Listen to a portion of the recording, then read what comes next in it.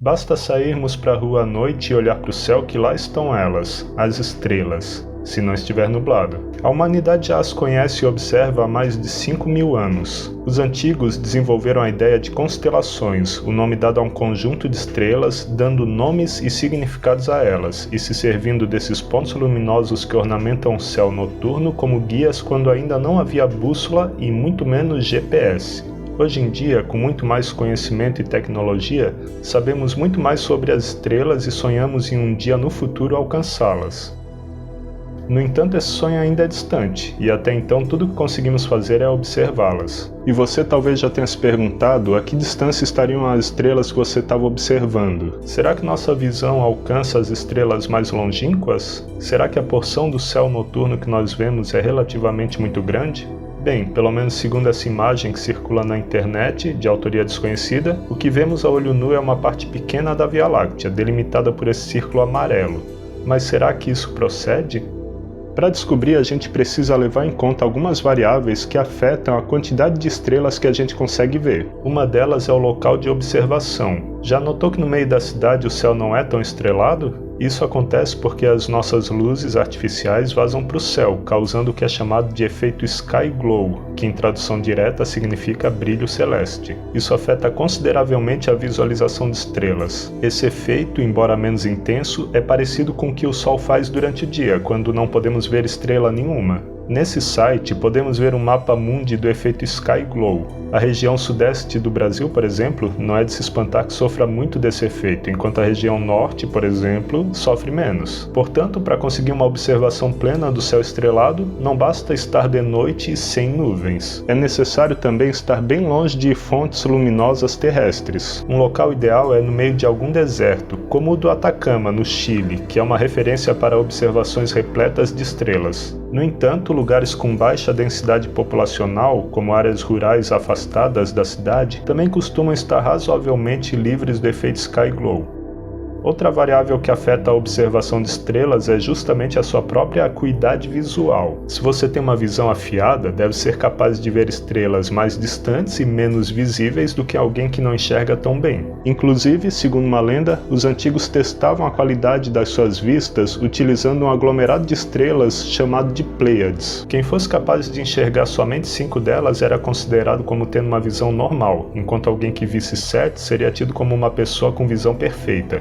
Então, agora que a gente está levando em conta essas variáveis e pensando em alguém com ótima visão no meio do deserto do Atacama, na plena escuridão da noite, ainda nos resta um problema. Como saber a que distância uma ou outra estrela se encontra de nós? A primeira técnica utilizada para a determinação da distância de corpos celestes foi a paralaxe, no ano de 189 a.C., por um astrônomo grego chamado Hipparcos. Ele utilizou dados de observações de um eclipse solar coletados de 2 locais diferentes para medir a distância até a Lua. No entanto, somente em 1838 foi utilizada a técnica de paralaxe para fazer uma medição direta da distância de uma estrela. O astrônomo alemão Friedrich Wilhelm Bessel a utilizou para calcular a distância da estrela binária 61 Cygni, chegando a um resultado de 11,4 anos-luz. Lembrando que ano-luz é uma medida de distância e corresponde ao tanto que a luz viaja em um ano no vácuo. Um ano-luz equivale a aproximadamente 9,46 trilhões de quilômetros. Porém, utilizar quilômetros para medir distâncias astronômicas gera números muito grandes, portanto é preferível utilizar o ano-luz. Veja então um exemplo simples de como funciona a técnica de paralaxe. Posicione um dedo em frente aos seus olhos, deixe aberto apenas o olho esquerdo e depois apenas o direito.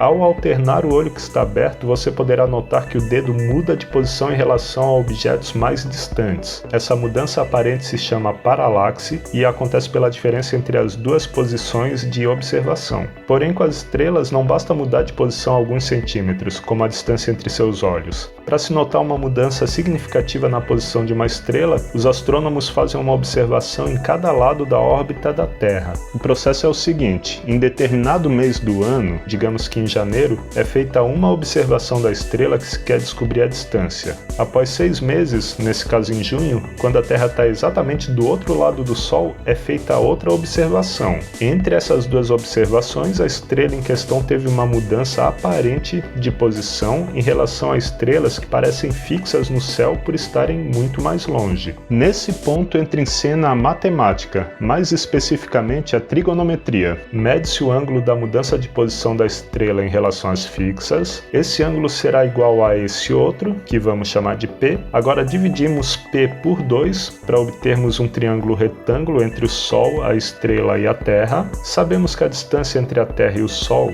é de aproximadamente 150 milhões de quilômetros, que será a medida desse lado do triângulo, chamado de cateto oposto. Com esses dados em mãos, já é possível usar fórmulas trigonométricas para calcular a distância entre o Sol e a estrela, que é esse lado, também conhecido como cateto adjacente, ou entre a Terra e a estrela, que é esse lado, também conhecido como hipotenusa. A paralaxe estelar foi a primeira, porém ela não é a única técnica utilizada pelos astrônomos para medir a distância até as estrelas, até porque ela só é eficaz até certa distância. Para estrelas mais distantes, utiliza-se o método da luminosidade, que consiste basicamente em comparar informações sobre o fluxo luminoso de estrelas em distâncias já conhecidas pelo método de paralaxe com o fluxo luminoso de estrelas idênticas mais longínquas, aquelas que parecem fixas. Com tais técnicas foi possível determinar as distâncias das estrelas. Algumas das estrelas catalogadas mais distantes visíveis a olho nu estão numa faixa entre 2.000 e 7.500 anos-luz de distância da Terra, como é o caso de Deneb e Eta Carina. Será que o círculo daquela imagem representa um raio de 7.500 anos-luz? Colocando vários lado a lado ao longo do diâmetro da galáxia, teremos um total de 60 círculos. Dividindo os 105.700 anos-luz do tamanho da Via Láctea por 60,